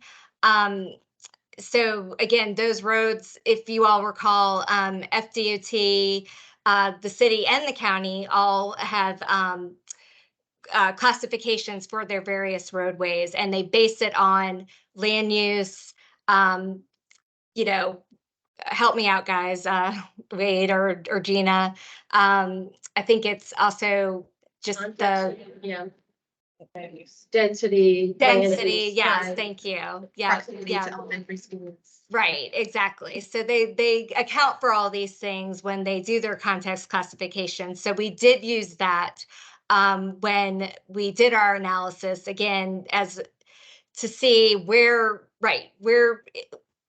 roads were more conducive for trucks. So again, those roads that were C1 or C2, so the more rural type of conditions versus the higher classifications like C3 residential and above. Like to us, again, truck drivers don't like being in the thick of activity. They want to get to their point and deliver their goods and be on their way. So to have to go through heavy pedestrian traffic within downtown areas, that's not ideal for anyone. It's not ideal for them. It's not ideal for pedestrians. So yeah, I think the more conducive routes are those that are more rural or more suburban, but again, not residential, if that helps. So Yeah, I guess my question wasn't in the urban context. Oh, okay. But probably a similar answer in terms of conduciveness and your criteria. Okay, is that a question? No. No? Okay. I'm let's good, move on. thank you. I want everybody, please make note of the time. We do try to get out of here by 8 o'clock. So we obviously are bumping up against that pretty quickly. So I'm not going to cut anybody off. Please try to be surgical about your approach. Lauren, this might be a really silly question, so just help me understand. What is a truck route? Like, obviously, when a truck needs to deliver to a restaurant or a home, then every road is a truck route to get to its drop-off point, right? So is a truck route just something that comes up for them to pass through, longer distances of point A to point B? Is that what that is? So, Christine, that's an excellent question. That's actually something why we need to look at the associated ordinance with this plan, because it's a point of confusion. Truck routes are supposed to be those routes that are accommodating trucks. It's the thoroughfares, if you will, for the distribution activity. But for trucks to be able to perform what they need to do, there are going to be times where they need to go into a neighborhood or go into a downtown area to drop off that product. But really, so every road is, I guess, a truck route, but not a designated truck route. So trucks are allowed to pass between truck routes and to go to their destination to perform what they need to do, and then, move forward going back to that designated truck route. So the truck route is more of like the thoroughfare, if you will, not the kind of the spin-off roads, if you will, in terms of going to their specific destination. Does that help? I don't. Yes. Thank you. Yes. Okay. Any other questions or comments? I've listened to my own counsel and we'll try to be very surgical about this, but at the same time, very micro and personally centric. Are you familiar with the Florida exit off 275? Yes. Okay. Florida exit off of 275, if you're running southbound into Malfunction Junction, folks come off of the Florida exit and that leads on to Florida. You can go east or west. If you go east, you go to Nebraska. If you go west, you go to Tampa Street, Florida. What you're not supposed to do is go straight across Florida onto Elmore, which happens to be the street I live on, which is marked as a no truck street. It's got one of those lovely signs with a little truck and a circle and a line through it. It's also marked for 25 miles an hour. And routinely, we get these big ass trucks coming through my neighborhood at 45 or 50 miles an hour because they're trying to make up a little time. And they happen to get a green light at Nebraska, and they go just streaming right on through to Columbus, where they have to turn east or west again. That's their shortcut to go wherever it is they're going. How do you stop that? They're going to kill somebody. I've been living on that street for 11 years. And this has been going on for 11 years. And sometimes I park my car, my two cars on either side of the street to do a little guerrilla road diet so they can't get through. And that pisses them off. But still, I've done it. So how do you stop that? It's marked in every possible way for it not to occur, but it still happens. And now it's even worse because of the road construction going on 275. It's funneling even more traffic onto the surface streets.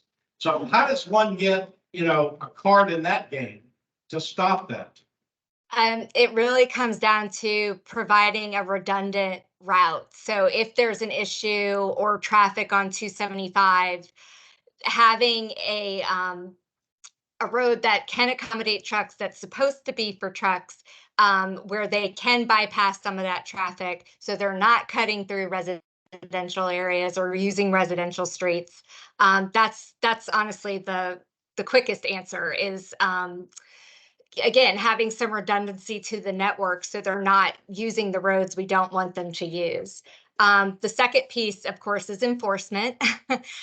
So again, why it's critical to update the ordinance with this truck route plan, because I think there's some confusion in the ordinance. So even we interviewed law enforcement, and Wade can speak to this a little bit better because he's had multiple conversations with law enforcement, but I think they have a hard time, or there's confusion with the ordinance about when they can stop trucks, or when a truck is, again, and it goes back to what Christine's point is, it's really hard to tell if a truck is using that spin off road to get to its destination, or is it passing between two routes, or is it misbehaving? So that's it's a great question. Rick, I those are some of my answers, but again, it's a problem all around the county. Well, I asked the question because I'm assuming I'm not the only one with this issue, but it's a problem where I have it. Okay, any other questions, Lauren? All right, we have a recommended action on the board. I have. Yes, Propose a motion to approve. Second. you not only can, you just did. All right, motion to approve the recommended action. Motion to recommend that the TPO board receive the 2050 LRTP Freight and Goods Movement Needs Assessment Technical Memorandum and Hillsborough County Truck Route Plan Update for approval. There was a second, I think, by Dr. Davison. Is there any further discussion on the motion? See no other discussion suggested. Gail, would you please call the roll? Rick Fernandez, Yes. Jim Davison, Yes. Carolyn Brown, Yes. Hoyt Prindle, Yes. Joseph Citro, Yes. Aya Yassin, Yes. Stephen Hollenkamp, Yes. Christina Costa, Yes. Dana Lazarus, Yes. Matt Sink, Yes. Ed Merszewski, Yes. Hodges William, Yes. Greg James, Yes. Chris Gonzalez. Yes. The motion passes 14-0. Thank you all Thank so you. much. Really appreciate it. Thank you. Great job, Lauren. Thank you. Thank Go ahead. you. Great. Thank you. Thanks. All right, we are down to the last action item. We need a quorum to litigate this issue, so if anybody's pushed the date, I hope we can stay just a little bit longer and finish this. Dina, you can run us through this pretty quick? Yeah, I can. And I'd like to know if we should release Katrina, who's got the status report, or should we hang on and just see if I can get through this in a minute and let her speak? She did offer to share her slides with us for the status report. So. Okay, Should I well, just- I need a quorum in the room to litigate item Let's D. do this. I don't need a quorum in the room. That is correct. That's correct. So I'm going to just give you a really brief update. Actually, the action is probably more pointed at me at the end of this than it would be for you guys, but in your packet, I included last year, the 2022 assessment of what the makeup of the CAC was. And tonight I'm showing you the 2023 assessment. So you can see how well you've done when it comes to increasing the representation on this committee. So last year at this time, we were reviewing the fact that there was a lot of representation in maybe the city of Tampa, for instance, in certain areas. So it was time to maybe look through and see if we could have a better demographic and geographic representation. I'm sure you guys probably remember all of that. Wow, this went right into the beef. Okay, so we still are a little low in our representation of Hispanics in comparison to the county percentage. So this is just giving you an assessment of our 2023 membership. And it was the same as the year prior. We also did better in some areas of income, but we do not have good representation still on this committee with folks who are, making lower household income at the lower end of that range. When we're looking at age, we've added a few folks here in the age range of 48 to 64, so that that is no longer one of the categories of age groups that we were kind of underrepresented comparing to the rest of the county, but we still have less folks that were under the age of 30 in comparison to the county percentage.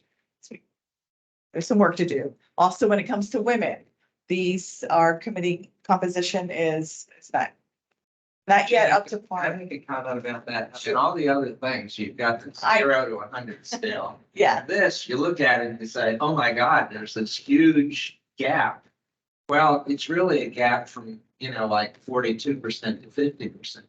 Yeah, And not where we want it to be, right. but it's not what this The graphic depictions, portrays. yeah. I'm not just scientist, I will make sure that our units match. I like when that happens better, like the percent. Yes. Yeah. Thank you for pointing that out. And actually on this one, and I was just using last year's, which someone else put together.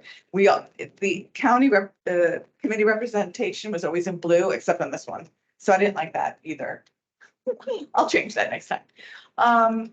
We're fine with the persons with disabilities. We're doing a good job when it comes to having someone on this committee that can represent those concerns. I just ran through the demographics. Geographically, we're doing better. So if you remember that we created these 33 districts using some cluster analysis so that each of those districts have about the same population. And our goal would be to have someone representing each of those districts, be a lot of people on the committee, but we can still aim for that. We did better. We had more people in Plant City than we did last year. There was definitely a couple of new districts that are now represented. Unfortunately, you remember last month, that our representative from Waimama is no longer, so we have some other areas now to focus again. We still have no one really from Apollo Beach area and some other parts of the county. So we really are conscious of that fact. We'd like our board members when openings come, and also on our side of it, when it comes to like recruiting, that we focus on these women, we focus on Hispanics, we focus on these different geographic areas. So that's what we're gonna do. I mean, we will, when I say we, I'm at the TPO staff, we'll continue. We definitely are trying to reach out to more groups and get that diversity of geographic, demographic representation here. So we'll continue to focus on social media efforts. If we going out to certain communities, we will request, if anyone's interested. Dr. Davison? I just had that's one way to do it, but there's so many small local newspapers that people read. Sure. And it may be a little bit more expensive. It may not. I don't know. I don't know what your costs are for the social media campaign. But you really ought to investigate it because it doesn't go away. Somebody may pick it up 2 or 3 weeks after it's been printed in a beauty shop or a butcher shop and, say, that's something I'd like to do. Great idea. Thank you. Go ahead, Dana. Yeah, I guess if you're taking recommendations, I was also, for the youth factor, it would be really great, and maybe you already do this, to advertise openings to the Master of the Urban and Regional Planning Program at USF. Do you already do that? If we haven't directly, I mean, we deal with that group all the time. Why not say we have openings on our Citizens Advisory Committee? I just think, and even do like a little presentation at we have quarterly advisory meetings that I'm on for the program. That would probably be a good place to present, or present to the student group. But that's around the time that I got interested in being on this committee. And I personally tried to recruit some students, and they're very, very busy. But I do think if they heard it from this organization, from the official group, it also might. Great ideas. Thank you. So that is quickly, we're asking you to accept that analysis that we conducted to show where our downfalls are a little bit. And we'll do that, but I also just have one other thing to show you. The attachment did not include your attachment of attendance is in your addendum, but I didn't have the most updated one, which included December.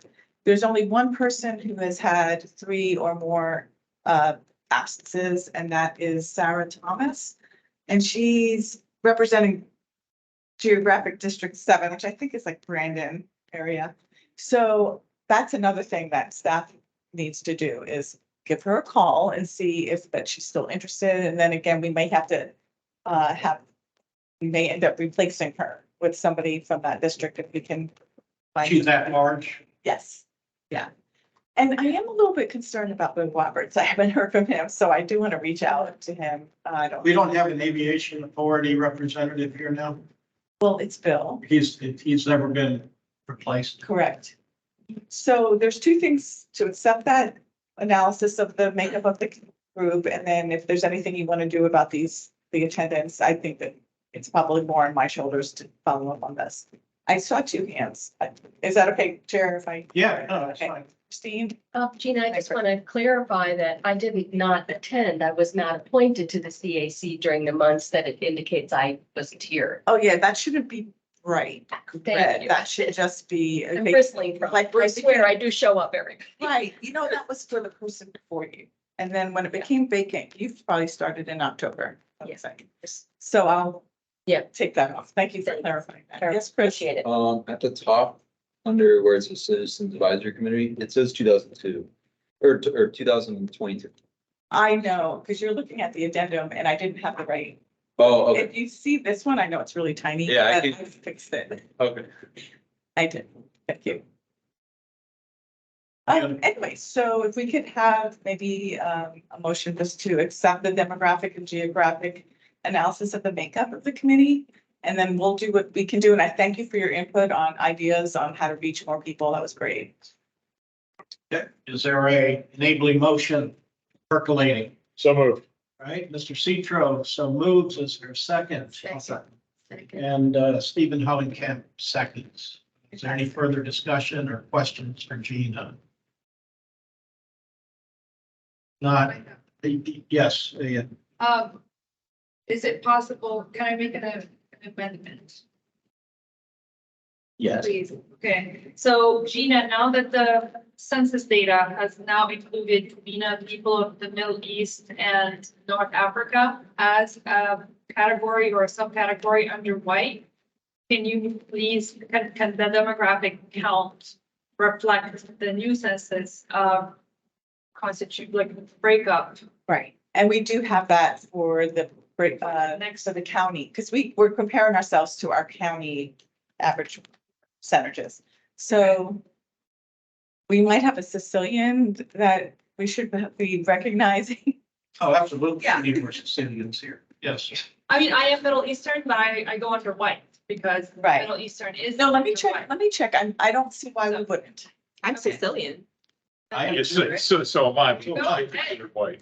Well, yeah, and I'm A white. little bit of Sicilian. In all of us, yeah. So that really wasn't an amendment. We're just making a request that they add a demographic. Okay. Okay. So maybe our next year's analysis will expand the categories. Okay. So we're back to the original motion and the second. I will accept. That wasn't an amendment. Okay. That wasn't an amendment. That was just a request for an The addition. amendment will be for next. Yeah. To start counting the break. Okay, well, they're amending the list. They're not amending, or you're not trying to amend the motion. Just want, Right. You just want the list of. you just want the list amended. I don't need a motion to amend for that. Okay, I got a motion, I got an amendment, or rather a second. I'd like to do this by acclamation. All in favor of the motion, say aye. Aye. Anyone opposed? Right, record should reflect this unanimous vote. Are you done? I am done. I hope you'd stick around, Trina, if you want. Okay, well, the point now is simply, we are beyond 8 o'clock. We don't need a quorum in the room anymore, but certainly everyone is welcome to stay. If you have other obligations, I understand. So anybody wants to leave, you're free, but we can continue the meeting. One more item. Okay, Can I have a motion to defer? excuse me? May I have a motion to defer the next items to the next meeting? Sure. Okay, got a motion to defer. We asked Katrina what her timing. Right, motion defer, and there's a second by Mr. Majerski. Any discussion?